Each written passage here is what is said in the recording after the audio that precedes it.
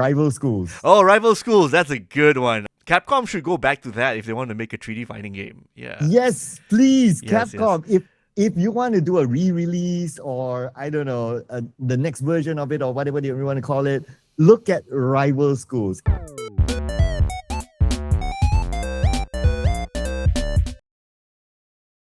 Hello and welcome to a very special edition of Kakuchopurei's video podcast, where I think we're just doing this every end of the year, where we talk to our favorite industry folks, content creator folks, and everybody in between, all across Malaysia. So I'm your host, Mr. Toffee, Jonathan Toya, and I'm joined in by Sir Cloud, aka Andrew. So how you doing, Andrew?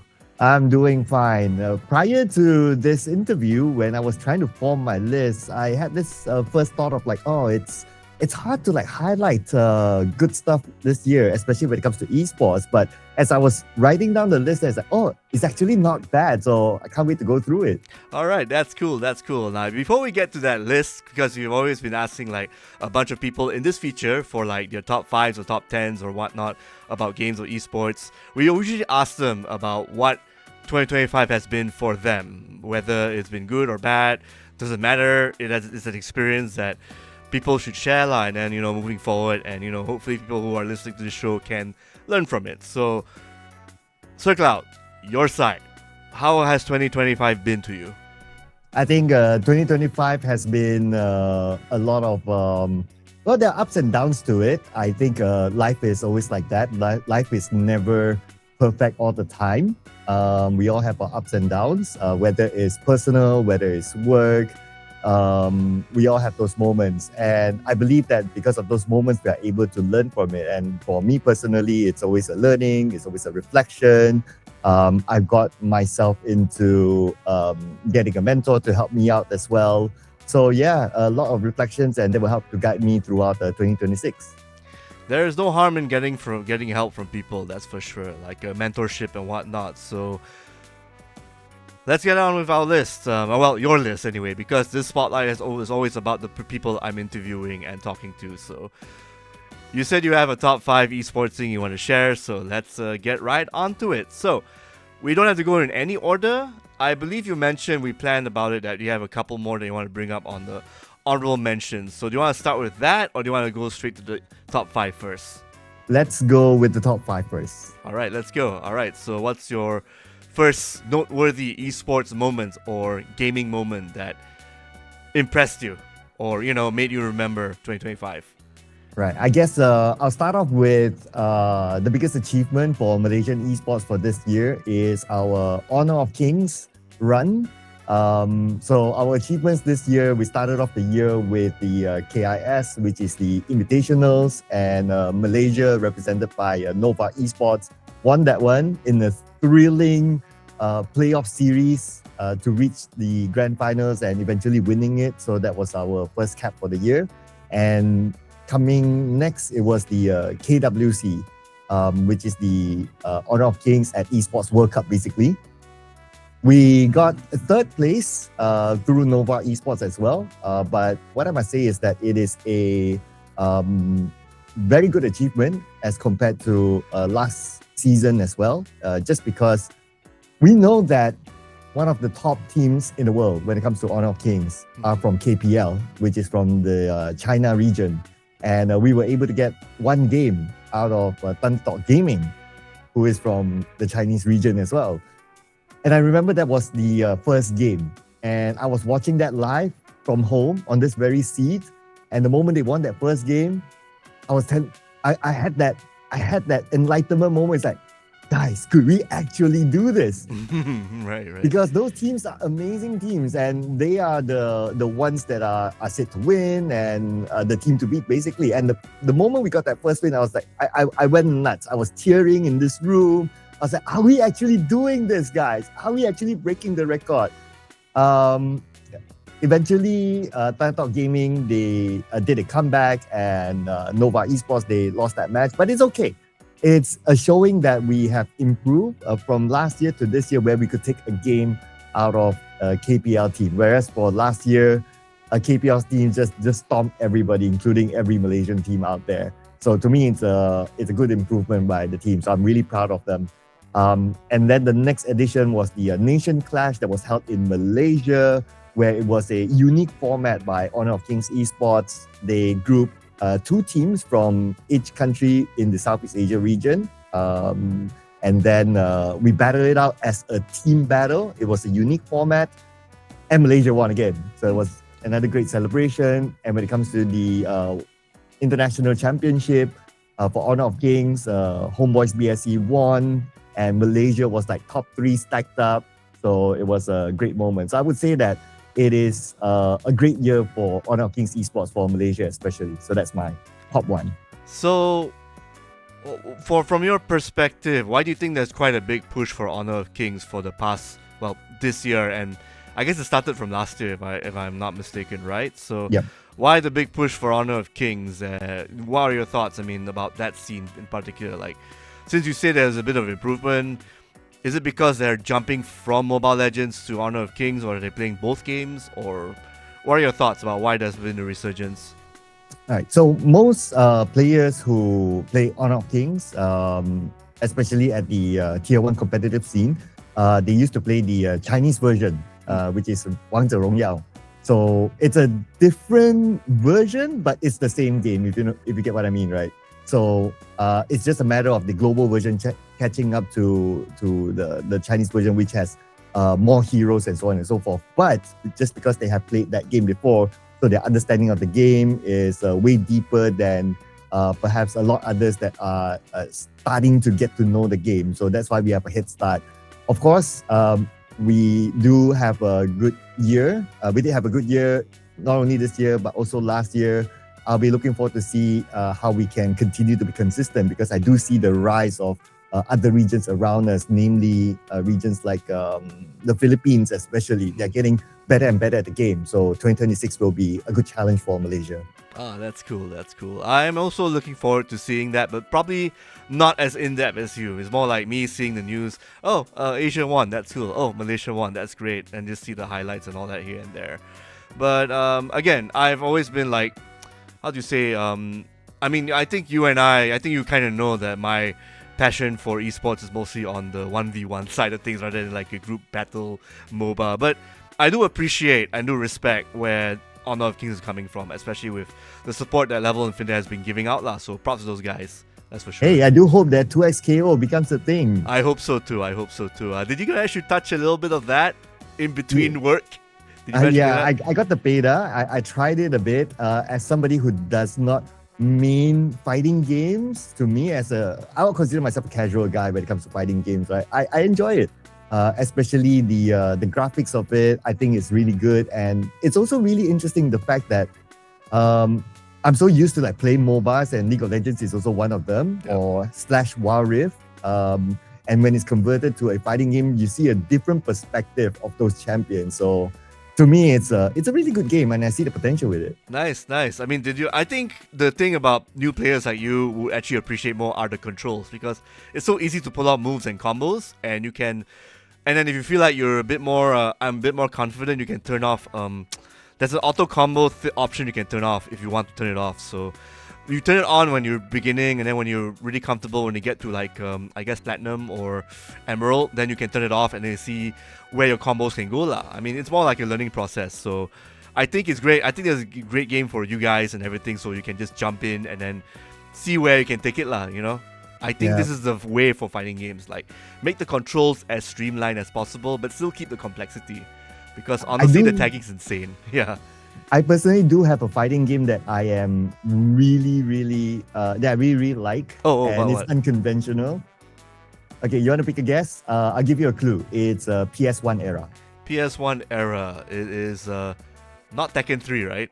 It's unconventional. Unconventional. Yeah. Evil Zone? Evil Zone is pretty unconventional. All right, it's not. Okay. Japanese, unconventional. Bloody Roar? Oh, you're getting close. Bloody Roar was a good one. 3D. Toshinden. All right, Rival Schools. Oh, Rival Schools. That's a good one. I mean, you can play the collection if you wanted to. Project Justice is like the best so far for that. Like, Capcom should go back to that if they want to make a 3D fighting game. Yeah. Yes, please, Yes, Capcom.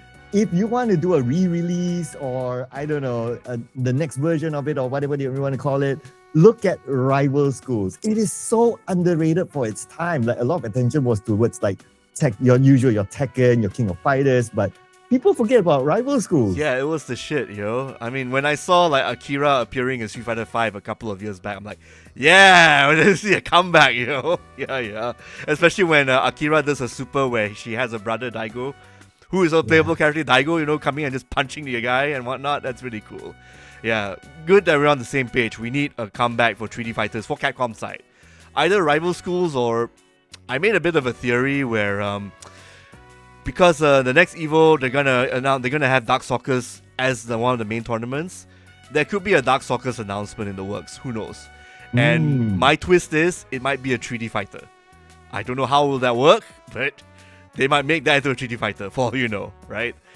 It's a balls up prediction, but yeah, that's just my thoughts in that sense. Anyway, back to you. Let's head to your fourth pick for your best favorite esports moment. Right, my fourth pick would be I've got more than that, but then again, I don't know if my fourth pick or is it like 5, 4, 3, 2, 1? Are we going that way? Oh, we can go to second, like 1, 2, 3, 4, 5. Okay, in no particular order, honestly. Yes, yeah. I think okay, I want to give this to the organization of WEC, which is the IESF World Esports Championship. So it was held in Malaysia, specifically in Queer City Mall. And why I wanted to give it to them is because of during 2024, which is last year's IESF that was held somewhere else out of the country. The organization of that tournament is not good. And I think the community knows it, the players knows it, the teams knows it. It's not good. It's just poor. From the organizing of the tournament itself to the broadcast and all that. So people don't really have much hope. Even there are some team managers saying that, okay, we don't want to participate in this year's IESF World Esports Championship because of how bad it was. It burns out our players unnecessarily and so on and so forth. But when it was announced that Malaysia was the host and we obviously hosted it, it was a good event. A lot of the teams gave really good feedback. The organizers definitely did their best. And even from an outsider looking in, even if you're not at the venue, you just look at the broadcast, it's actually pretty good. So it's a great improvement. And why I wanted to put this as part of the list is because it just shows again that Malaysia, as a host for events, we are definitely up there. This is something that I also covered in my book as well on some of the reasons why we are up there. So some of the key reasons are that because of our cultural diversity, we understand different cultures. So when people come here, we know how to be flexible with them when it comes to food, when it comes to the needs and so on. When it comes to immigration, our entries are one of the easiest. So it allows people to come in easy and compete here without much hassle and so on. And overall, our infrastructure is good. Public transport, our internet is good, our venues are good. So this is just another showing to the world that we are able to host such prestigious international events here well. Oh, right. Maybe we'll just back up a bit. The IESF, this tournament, this was featuring which games again? It featured Mobile Legends men and women. And it was a country versus country thing. So a lot more national attention was given. All right. Cool. So that's good. Basically, so who were like the MVPs and whatnot? Which teams were the MVPs of that particular tournament? Right. I don't recall for the women's, but I clearly recall for the men's because Malaysia won. Yeah, and we won through a clean sweep. We didn't drop a single game. So besides also protecting or defending our title, we also show that we are a good host. So it's a full package for me. Nice. All right, I think we can get to our third moments on your side. So let's go to number 3. For number 3, okay. Number 3, I want to give it to something a mix of between esports and also lifestyle. So it's not the first time that this event was held, but it is the first time that me attending it and seeing it for myself. It is called Esports lah. So have you heard about the sneaker lah? Yes. I actually got an invite a number of times here and there, but mostly for the sneaker part of it. The gaming part only came in like last year and then this year. So yeah, it's a pretty big as heck event. Yeah. Oh yeah, so I was there for Esports lah. They invited me to host a podcast there, so I brought my podcast format there, which is my podcast Tak Berlesen there, and we talk about stuff on the event. And it's also the first time that I attend this event, right? So it is part of this huge event called La La Land. Yes, La La Land, that's correct. Yeah. They changed from Sikala to La La Land. I think they want to encompass a bunch of cultures here and there. Yep. Correct. And when I was there,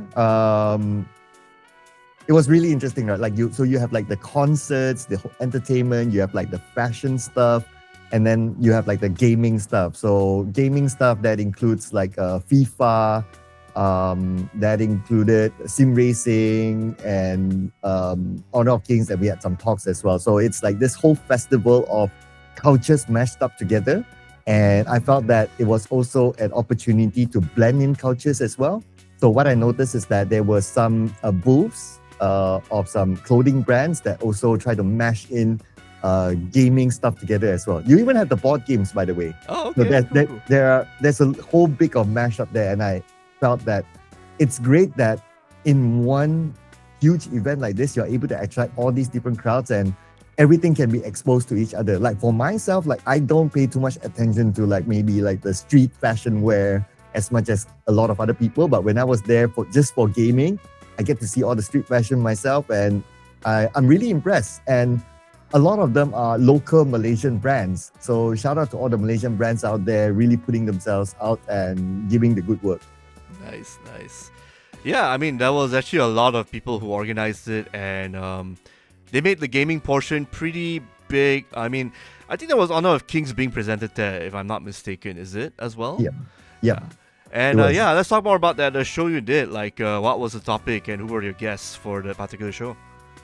So I had two different topics for 2 different days. So my first day was a topic about competing in the MKL, which is the Honor of Kings Malaysia Professional League. And my guest was, one of them was John. So happened to be John as well. Yeah, okay. Yep. So he's one of the professional players there in the league, and another team manager, which is Bobby Terbang. So basically we just they shared their experiences competing in the league. And my learning from them is that I get to listen more on how in-depth you need to be playing at that level. The level of micro, the level of seconds that they count, and he explained it. It's just so in-depth. It's something that I think casual players would never imagine that they need to know of. So that's rather enlightening. The second day, I brought 2 good friends to share their experiences. One is Sultan and one is Ikuto, both commentators for the MKL as well. And they shared their transition from doing different games to doing Honor of Kings, and they shared their perspective about how them as not only commentators but also content creators as well able to help grow the Honor of Kings scene in Malaysia too. So we had a good sharing back and forth there. Yeah, I can see that. That scene is definitely growing to, I guess, like that time when Mobile Legends was slowly growing, and then now it becomes this big thing, and then now Honor of Kings is going to be sharing that spotlight thanks to Level Infinite coming in and doing their work, having people from China to have a Malaysian and Singapore branch expanding that. So yeah, it's gonna be quite a tight race between Mobile Legends and Honor of Kings, that's for sure. But frankly speaking, I know a lot of people are talking about like, oh, okay, these games are racing against each other and so on. But my personal view is a little bit different. My point of view is that it's not so much about your game against my game. My personal view is it's more about us against the world. Okay. That's a good perspective. Yeah. Yeah, because esports and gaming in general, right? We are very misunderstood. People see us as, oh, you guys are lazy people, you guys play games, or you know the perception of it, right? And that kind of affects like, or how maybe sponsors can work together with gaming or esports, how people can be involved, or why people should support gaming and esports industry in Malaysia and so on. So I would rather see it as it is actually us against the world in order to, how do we convince people that gaming can be something healthy as well. Yes. You know, people get careers of gaming. People do game development. People earn money through gaming. People do behind the scenes production through gaming and so on. And we bring national pride through our games in international tournaments too. So to me, the narrative has to be us against the world. Yeah. All right, let's head to your fourth pick for your top esports moment. Right. So number 4, I want to give a different angle. I want to give a shout out to all the people that works behind the scenes in esports, especially. Yeah. Okay. Let's take it away. Yep. Yeah, I think they don't get as much recognition, and I think that they should be recognized more. We have a lot of talent. You name it, right? Whether it's show producers, whether it's league ops or referees. Whether it's commentating talent, you name it. Our talent continues to be exported overseas. We have talents that are part of Esports World Cup. We have talents that have done international tournaments overseas, whether it's the PMGC, which is the PUBG Mobile Global Championship, the PGC, which is the PUBG Global Championship, even like the Honor of Kings International Championship as well. We have been part of it. Even MWI as well, and all these MWI, which is the Mobile Legends Women's Championship as well. Our talent continues to be exported. So I believe that these people should be given the credit as well. It just shows that Malaysia, we produce great talents. And some of it is maybe because like, oh, we can host great shows. I'm sure outside people will be wondering, okay, you guys host great shows, great tournaments. Who are the people behind it? And that's where these people get those opportunities to be doing overseas stuff. So got to give it to them. We continue to be that, which is great. All right. That's cool. It's a very, we do know that we have a lot of these people who have worked tirelessly, and there's even the issues of people not getting paid on time, which really sucks. But again, that's probably another issue for another time we can talk. But again, for the most part, people and tournament organizers here and there, they have done the Lord's work in making these things work, especially with clients being, again, Level Infinite China, the people who run Honor of Kings, and Moontan, who run Mobile Legends and other games here and there per se. Yeah. Oh, I have one more. Oh, yes. Go ahead. Not only the people working on tournaments behind the scenes, but our media as well. Yes, thank you. Yes. Kakuchopurei is part of the judges list thank you. in the Games Awards. So, man. We also got like other esports guys writing about esports, not just in Malaysia, but also all around Southeast Asia. So they also have to make sure that they cover it in the best light possible, especially not just scores and whatnot, but also like insider story about why Team A fights with Team B and the rivalry here and there. I mean, I told you I'm more focused on fighting games, but the love should go to those who cover Mobile Legends, Honor of Kings, dedicated, slavishly dedicated endlessly, as the games keep going on. I see how you humbly divert it. You guys got to take credit as well for being judges. Okay. Thank you. Yes, no problem. Yeah. But generally, yeah, you are right. It's not, again, media side, organizer side, commentators, even like the post-production stuff and organizing everything. Those are the people who deserve the love and everything. So thanks. Good job in bringing that up. That's for sure. And I guess we can cap it off with the last and your honorable mentions. So yeah, what's your fifth top esports moment? Right. I want to try to slide it somewhere, not as an honorable mention, but well, we have to cap it at 5. So yeah, it has to be here. All right. Our Honor of Kings ladies teams. They call the tournament series Honor of Queens. Yes. I think I heard that. Yeah, go on. So it's the first year that they launched this, but we have been winning both major tournaments from Honor of Queens as well. So shout out to APG and AG Global. They're essentially the same team. They just changed names for winning it back to back and also bringing the pride back to Malaysia as well. So that's a big shout out. It just shows that the ladies scene of esports has a lot of potential in Malaysia. And I believe so as well. Even as we are speaking right now, at the time of our recording, SEA Games Thailand, Women's MLBB is being played. And we managed to take 2 games out of Philippines. As of now, it is 2-2 out of a best of 7 series. So we are definitely there in terms of ladies talent as well. So I hope to see more ladies talent in 2026, regardless of game, right? Whether it's fighting games, whether it's football games, it doesn't matter. Or maybe even more sim racers out there. Yeah, you know totally. what? I was at a event today and I was speaking to somebody who's involved in the sim racing scene. Okay. And he was telling me that, hey, you know what? There's this up and rising 16-year-old girl in sim racing, and she's like beating the crap out of the older guys. Nice. So I look forward to seeing more of these names in the future. Yeah. I think it's good that we can actually get a ladies competition thing going, and then they can have like the whole mingling of both genders fighting each other eventually. You gotta cultivate talent to make talent rise up and fight against the best. And the best because it's gaming, does not matter if it's a male or female, they just have to be the best. Simple as that. They gotta fight as hard as they can, show that they're worth putting the crowd behind and all that, and victory determines the winners and all that. I also gotta ask, like, from the Honor of Kings side, from the Females League and even MLBB, who are like the highlighted players or teams that that stood out in your mind because of their plays and whatnot?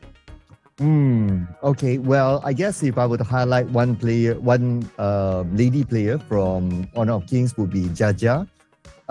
So Jaja plays the support role, and why she is a highlight is because she joined a full men's team to play in the MKL, which is the Honor of Kings professional league in Malaysia. She was the only women's player in there amongst all the other guys. And she had her own highlight moments as well during the game. And then when this whole structure of Honor of Queens came out, she made the transition to play there.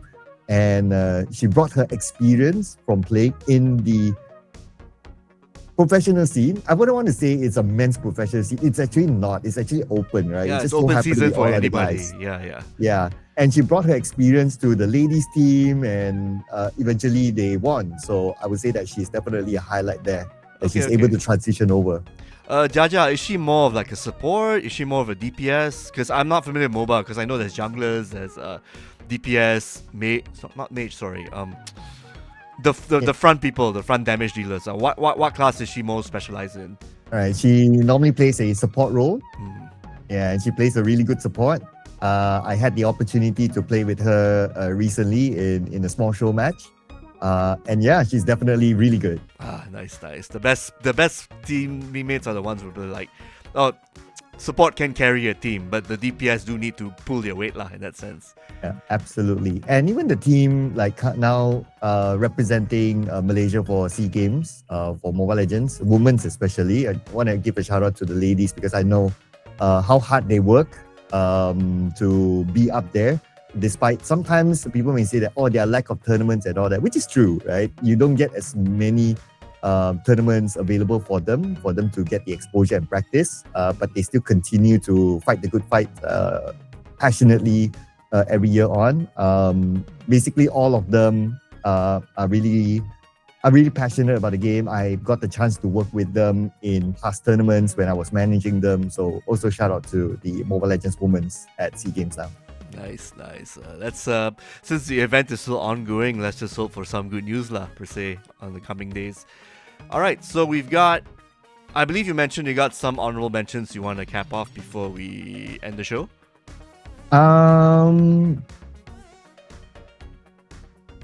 I Actually, you kind of covered my honorable mentions as well. Oh, the it way. did. So, Right. Okay. So I was more focused on for the Malaysian scene. Yep. Of course, internationally, I could have others as well. If you want me to add on. Yeah, just a bit. Just yeah. You can go ahead with that. Yes. All right. Maybe if internationally, I would like to give a shout out to Esports World Cup. I think Esports World Cup that was hosted by Riyadh. I was there. This time at the capacity of a content creator, and I get to experience Esports World Cup from a different lens because the last time I was at Esports World Cup, I was commentating. So I spent most of my time in the studio. We were doing work, but as a content creator, I get to move around a bit more. I get to see different angles, and I must say that this year's Esports World Cup is definitely a step up from last year. If anybody wants to know or wants to have an idea of how step up it is, just look at the opening ceremony. Look at the opening ceremony, it's amazing enough. And for me to be able to experience that there, I think Esports World Cup is definitely an amazing feat. Now, why is Esports World Cup also important for the industry? Because this is where we're talking about major investment by Saudi into the esports industry. And because they're investing so heavily, their direction is also to try to blend non-esports world and also esports. And that is why they have chess in it as well. So the moment they saw this opportunity of like, okay, let's put in chess. You know, chess has this chess.com thingy going on. Yes. Let's just put it in. People who don't know Esports World Cup, all of a sudden they know what esports is all about. Like when you feature players like Hikaru and Magnus and all that. So they try to bring it together. And even Ronaldo was their ambassador. That is how insane it is. But I see their direction. They want to try to bring the non-gaming world and gaming world closer together, which I think is an amazing move. So if they continue to do that, maybe for at least the next 10 years, then we will definitely see growth and acceptance, especially for our industry. Yeah, I can see this definitely lasting more than a couple of years, that's for sure. 5, 10, I'm not so sure, but definitely 5-ish because of the way it's been presented and some companies also having their games on board. Because I do remember that Fatal Fury City of the Wolves had a good part in getting a lot of exposure from SNK because of the World Cup per se. So good on them for, having a game like that popping up every single time there's an Esports World Cup. Along with Street Fighter and Tekken, of course, but always good to have a new SNK game out there, for sure. Oh yeah, I got the chance to also look at, it was Street Fighter. Oh, it was Tekken at Esports World Cup as well. And the people there are just so passionate about it. I was like, even if you don't know the game, you walk into the arena, anytime something happens, everyone just goes crazy. You get the vibe. So it's basically Disneyland for esports people. Nice. Yeah. You meet your own people. It's like, oh, finally I have this one huge area, huge boulevard that I can just talk esports or talk games and nobody bats an eye. Totally. Oh yeah, since you brought up the whole theme park analogy, I gotta ask, how's the food at Riyadh? Right. So it's a non-esports question, I know, but I'm just curious. Yeah. Food-wise, So I think it's a hit and miss because we in Malaysia, we are so used to savory food. Our food's level of savory is like probably one of the highest in the world. So when we go there, their food is not as savory as us. Yeah. So if you had like shawarmas and that kind of category of food, you probably find that it's not as savory as some of the other foods like nasi lemak and all that you have tried. But the one thing that I really like about their food is their carbonated drinks. Okay. So interestingly, their carbonated drinks are not as sweet. And they don't even need to label it as, this is low sugar or zeros and all that. They just serve it as it is. And when I drink it, it's like, hey, this is not as sweet. The level of sweetness is just nice. So, yeah, so that was quite an eye-opening for me. Local Riyadh soft drinks. Who have guessed, right? Who would have guessed? I would have guessed that. Not at all. Nobody talks about that if you kind of think about it. All right, you heard it here first. Sir Cloud recommends drinks at Riyadh. Not the drinks you think about, but the legal drinks you can drink. Yeah. Yeah. Cool. I was also curious whether they have the pistachio chocolate, because a lot of people have advertised so much Dubai chocolate, Dubai pistachio chocolate. Was that commonplace when you were there at Riyadh, or not really? It was common. It was available, but I think what they put forward more are the dates. Dates. Okay, dates. Got Yeah. it. So the date. What? So I've tried. Well, we all have tried dates here, right? But nothing compares to the dates there. And their dates, so far in the few hotels that I've been to, they all serve it at the lobby as a welcome dish. Okay, very Like you can commonplace. just go to the lobby and just grab a date and eat.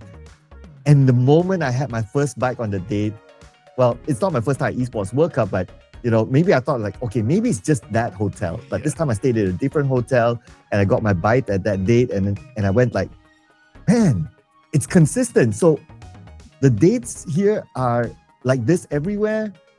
Yeah. And I asked the local and they said, yeah, it's like this. What kind of dates do you get? Definitely not the ones like you guys. Oh wow, that's one way to that's one way to brag about your top import exports and whatnot.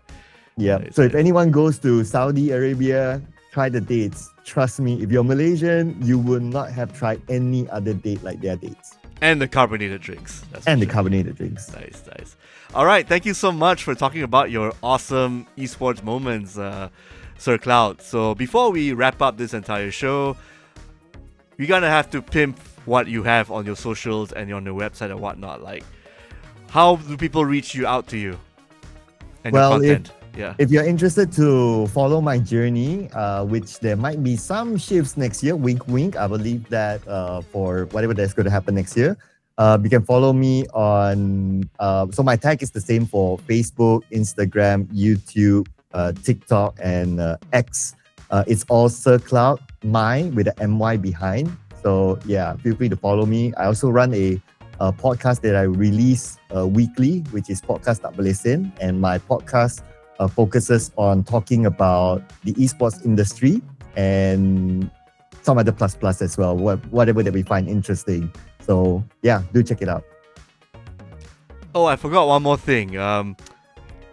Let's talk about 2026 next year. What are you looking forward to in 2026 in esports or gaming in Malaysia or both in general? Right. So what I look forward for in 2026. So 2026 will be Asian Games, Yes. if I'm not mistaken. Yeah, right. Is it? Can I fact check that? Yeah, sure. Take your time. So 2026 will be Asian Games. Okay, I just need to double check that because No in the back of my problem. mind, 2027 is happening something. Okay, 2027 is SEA Games in Malaysia. So we'll talk about that by the end of the next year. Yep. But next year's Asian Games will be held in Japan. And esports will be featured, and there are a pool of games that I felt that we do have a shot. So I'll be looking forward to see if through esports we can bring back a gold medal or two from Asian Games. So something that I'm looking forward to. All right, cool. How about games in that sense? Let's maybe take a step back from esports to talk about anything you're looking forward to playing in 2026 in your spare time in between work. Ooh. Okay. Oh, well, I have a lot of my own games to catch up on in the first place. Of course. Yep. Name Final Fantasy series, the new ones especially. I haven't caught up to it yet. I haven't even caught up to the remakes yet. Final Fantasy VII Remake. Oh wow, okay, that's you got two to cover for now. The third Yeah. one might be announced next year. Who knows what they're gonna show? Yep, I played like maybe 50% of the remake. Mhm. So yeah, hopefully I can finish that one if work allows it. So that's definitely something. The Games Award recently, let's see here, Mega Man actually piqued my interest. All right. Speaking to my Yeah. heart, yes, I'm a Mega Man guy too. So that's Dual Override. That is coming out in 2027. But hey, I'm glad Capcom is giving some love to that franchise. For something that I kind of am looking forward to, again, apart from Mega Man, Probably Pragmata. I guess I'm a Capcom fanboy. I gotta say, Pragmata is coming out on April. Resident Evil 9 with Leon in it is gonna be February. Onimusha, I think it's 6. Yeah, no, Onimusha 5. Way of the Blade. That's probably coming out somewhere in 2026, or maybe it could be delayed. But that's also one I'm looking forward to, because I played the demo at the Tokyo Game Show. That looked really good. So yeah, though I'm looking forward to all the Capcom stuff on my end. Even more reason for Capcom to bring back Rival Schools. Let's go. Yes, let's go for that. I think that could be. I'm gonna go to my previous theory that they might announce a new Darkstalkers, but whether it's a 3D fighting game, who knows? But I do believe Capcom will eventually touch Rival Schools in the future. Maybe not now, maybe not even 2027, but maybe 2028, 2029, depending on how faded Street Fighter 6 is, because that's still the big money-making fighting game at the moment. The one that actually somehow this message goes to Square, right? Yep. I wanna give a wish list to Square. Remake Xenogears. Yes, I would like that. That's for sure. Remake Xenogears. You can keep the music. Music's awesome, but remake Xenogears. I would say if you can spend time to get a Switch or Switch 2, you can play the entire trilogy of Xenoblade. That's the spiritual successor for Xenogears, in a sense. Even, in fact, Xenoblade 3 has mechs in the game, has mechas. You transform into mechas. And Xenoblade Chronicle X, the remaster that came out this year, you can pilot a mecha. You need to get a license, but you can pilot a mecha, that's for sure. And that has the whole combat of like real-time fighting combat, akin to Xenogears, but in a more MMO kind of fashion. So that's my recommendation to you lah. If you want a Xenogears type game, you can play Xenoblade X on Switch and Switch 2. Hello Nintendo. I know there's a Nintendo store in Malaysia already. Who knows they can drop us a holler and send us a Switch or 2. Totally. Yep. They'll hear you. They'll hear you. No problem. And that's fun. All right. And with that, we already did the whole plugging your content and all that lah. So we're gonna cut straight to thank you lah. And with that, thank you so much for joining me, Sir Cloud. And this is me, Mr. Toffee, signing out. Do subscribe to us, follow us on our YouTube page and all that. Thank you for subscribing, and we'll see you next time. Take care.